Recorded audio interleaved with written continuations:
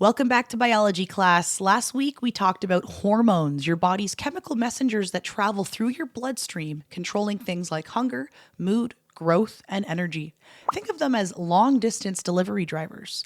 This week we are zooming in, way in, to meet their speedy, brain-based cousins called neurotransmitters. If hormones are snail mail, neurotransmitters are instant text messages. They don't wait 3 to 5 business days to deliver your mood.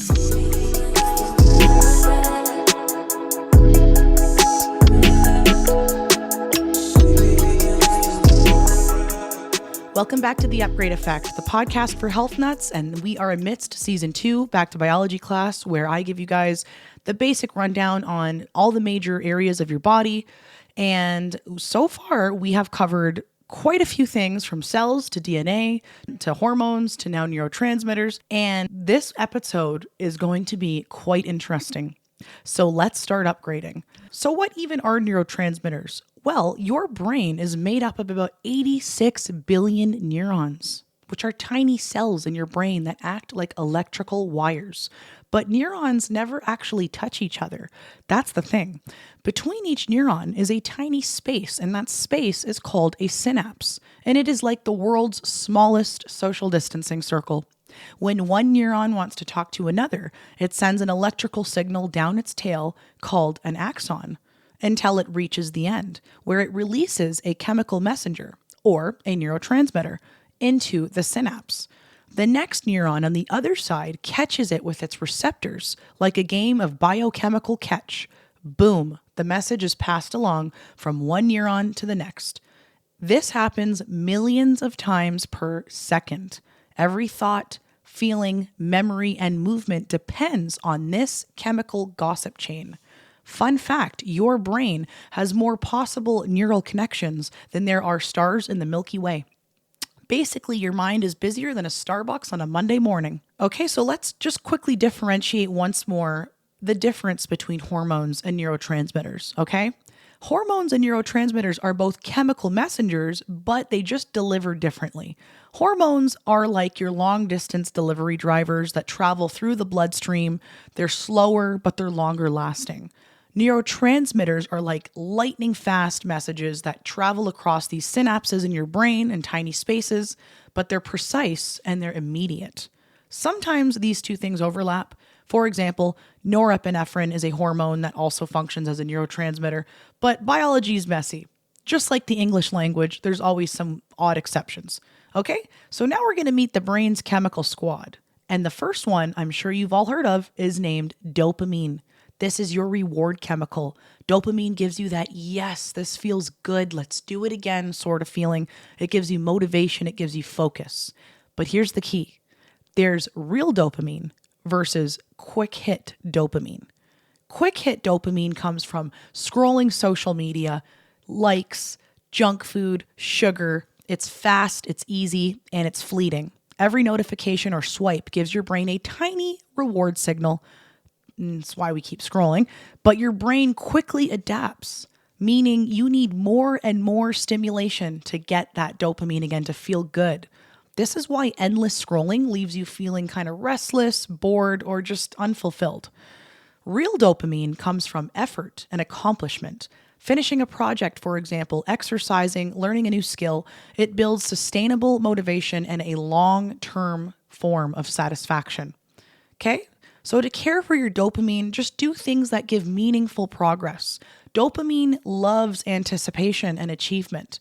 So exercise regularly. It boosts receptor sensitivity so that you always feel reward naturally. Limit mindless scrolling and junk food. This will really save your dopamine for real wins if you limit that. Okay, so just a notable study, a 2022 Journal of Neuroscience study found that consistent exercise increased dopamine receptor sensitivity, meaning your brain actually gets more reward from everyday life. Way more than just, screen time.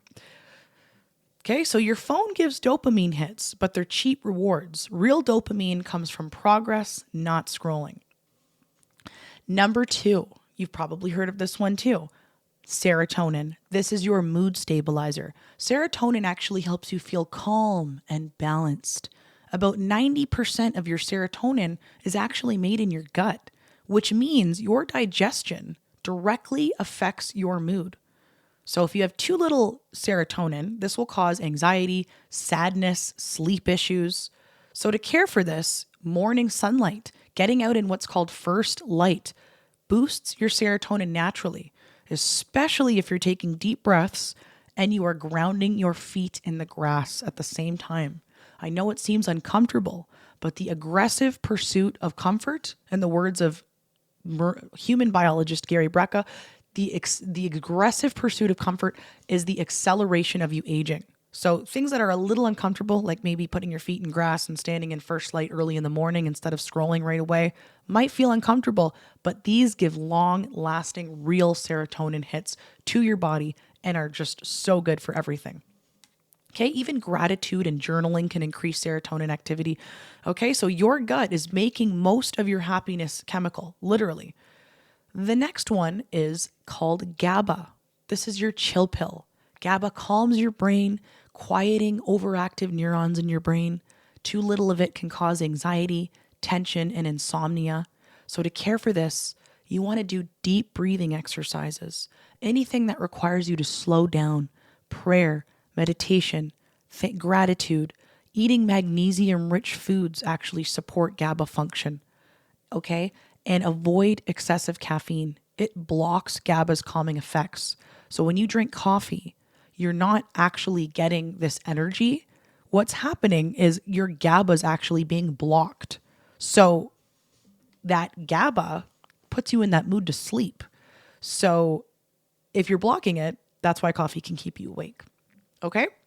Just so you know, because I drink a lot of coffee and I got to keep that in mind sometimes. And again, coffee, not bad. In fact, I was just listening to an amazing podcast the other day, Dr. Josh Axe, about coffee. And he had noted that some people function very well with coffee. It doesn't affect their sleep. And in this case, as long as you're drinking a high quality organic coffee that's not sprayed with pesticides, coffee can function as an antioxidant in your body. But if you're that kind of person that struggles and cannot have any coffee past 9 in the morning or it will affect your sleep, or, just if it makes you feel jittery, anxious, then you have the type of body that doesn't function well with coffee, and coffee will not act so much as like an antioxidant in your body. So different strokes for different folks. Everything affects everybody differently. So there's so much out there about coffee. There's just so much information. Some of it's fake, some of it's real, but it depends on A, if you're drinking high quality coffee, if it's good for you, and B, how your body receives the coffee, how it works with the coffee, how different your body is. So that's what it depends on. For me, coffee doesn't affect me. It makes me very alert, very motivated. It never affects my sleep. It might have once before, but I can drink coffee at 7:30 at night and it just will not affect my sleep. So for me, coffee, I believe, functions as an antioxidant because I feel great drinking it, but it's not the same for everybody. Okay. And then the next after GABA, we have glutamate. This is the go, go, go signal. Glutamate excites your neurons. It helps you learn and remember. Okay. So too much glutamate will cause overstimulation, anxiety, or brain fog. So to care for your glutamate neurotransmitter, you want to prioritize your sleep, you want to reduce chronic stress, and you want to practice mindfulness, just to turn down the volume. Take deep breaths, turn off your phone, say a prayer, meditate. Peace is good. Glutamate is your friend when you want peace. Okay, the next is called endorphins. These are like nature's painkillers. They are released during exercise, during laughter, or eating spicy food. Endorphins block pain and boost pleasure. So to care for them, you want to move daily. You want to laugh often, and you want to enjoy some dark chocolate every now and then. Dark chocolate is a superfood, obviously providing you're not eating an entire bar of it. But if you're just having a couple pieces, my goodness, it is a superfood. It is only man-made chemicals that have destroyed what original chocolate actually is, which comes from a cocoa plant. Super powerful antioxidant. The man-made chemicals and factories and all of this craziness that has been allowed into your food in recent years that have caused natural foods like the cocoa bean and the cocoa plant to turn into what we now call junk food. Another neurotransmitter I want to discuss is oxytocin. This is the love and the trust chemical. Oxytocin fuels connection, bonding, and trust, especially when we're talking about relationships with other people. So hugging someone for 20 plus seconds actually boosts your oxytocin. Acting kindly towards others, making eye contact and connecting in person as opposed to just texting or meeting up on Zoom in person. All of this boosts your oxytocin. Okay, that feeling where you're in love, if you've ever felt that before, that is, your oxytocin is going absolutely insane during a period in your life where you may have been falling in love before. It's just wild. These are all neurotransmitters, all of these feelings that we feel.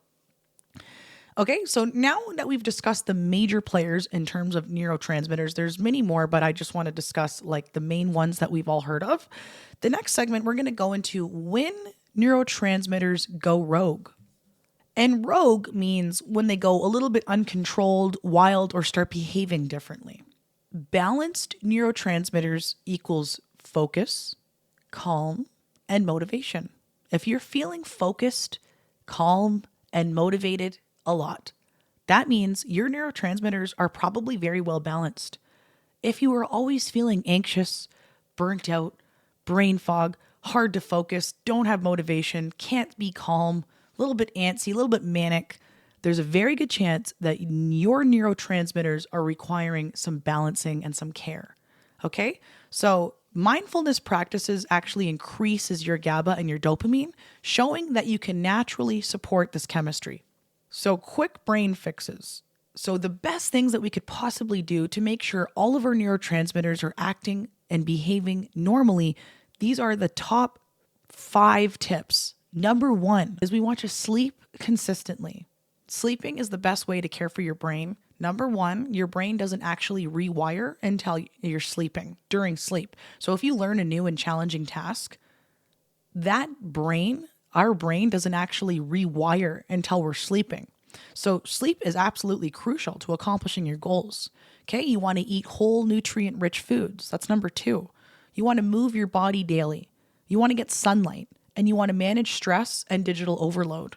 Okay, so if you guys can focus on just these 5 things, your brain will function optimally. Your neurotransmitters will function optimally, okay? So your brain chemistry is a chaotic but brilliant orchestra.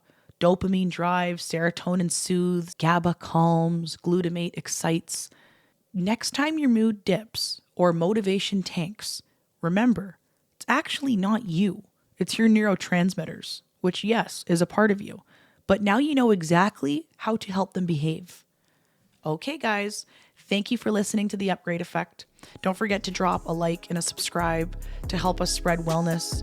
Thank you for listening, and class dismissed.